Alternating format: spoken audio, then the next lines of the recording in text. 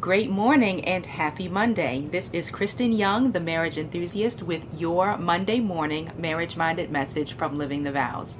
So, today is a two-part message. I was in a powerful stage production this past weekend, and we had our rehearsals throughout the summer.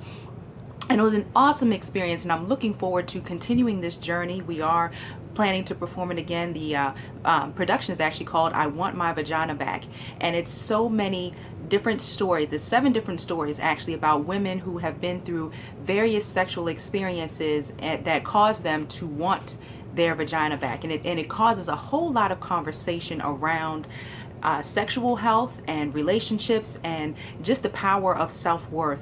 So I was very proud to be a part of this production. And the interesting part is that my particular character is a woman who believes in dating married men. And I thought about that and how ironic it is considering my profession, but it was so interesting and powerful to play that role and really look at relationships from a different perspective.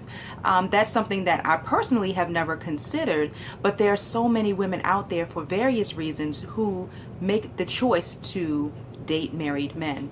So I was thinking about what does that really mean for those of us who are truly walking out and living the vows. What does that mean for us? So it really made me think about the power of connection, because there's so many people who are cohabitating. They may be in a committed boyfriend-girlfriend relationship for an extended period of time. They may live together, they may not. But a lot of people are in this place where they feel like marriage is no longer necessary. As long as I feel committed and I'm with her, she's with me, we're good. But there is a deeper connection that happens when you make the ultimate commitment to marry someone and to say, I am choosing you as my one and only for life. There's a deep connection that happens. A lot of times people get caught up and say, oh, I'm marrying my best friend. But more often than not, you're not best friends in the beginning. You're not best friends on the day you get married. You are good friends. You may get along very well, but you're really not best friends. And that is truly continuing. It's the beginning of a continuous journey as you continue to learn more about one another and truly understand the real you, meaning learning yourself as well as learning your mate through the process. So it literally is a journey through life together, and it's really about making that day-to-day commitment. No matter how frustrated you feel, no matter how much you've been disappointed, no matter how many times your feelings have been hurt, it's really about taking that opportunity to commit to the journey. And there's so many people who for various reasons will step outside of their marriages, and people are constantly looking for that new love rush and that emotional butterflies and all those things that come with a fresh and brand new relationship. But there's so much power in having that consistency, learning, taking the time, taking the opportunity and building the maturity to be able to say, you know what, I want to learn more about you. I want to know what makes you tick. I want to know why that pissed you off. I want to understand you on a deeper level, so much so that we have this committed, connected understanding that no one else will ever understand. And that is a connection and a commitment that only comes with marriage. So I want to encourage all of you to continue to focus in on how you can go deeper in your marriage. How can you get to that place where you are so connected that no matter how frustrated you may feel, when you recognize there's some monotony, you make a decision to want to shift out of that monotony. You recognize it and you make the choice to fix it. I want you to get to that place where you are so committed that nobody, no matter how sexy the person is, no matter how much money the person has, no matter how much time you and your spouse may have to spend apart for whatever reason, you are so committed to your marriage and to your vows that you said and to your partner that no person at all can separate you. No one can tease you. No one can entice you to the degree that you would want to fall through or follow through with an outsider relationship. So the second part of this message, I was thinking about the production itself, and how when we finished, I was able to meet and was able to see all of the husbands. This was an all-woman cast, so I was able to see all of the husbands that were there supporting, of course, including my own husband, Raymond. And it was so powerful to be able to see how we as women were able to come together and move forward with this powerful production and telling the stories of some of our sisters, even though we don't know them personally. But there's so many women who are struggling and going through various challenges when it comes to their sexual relationships.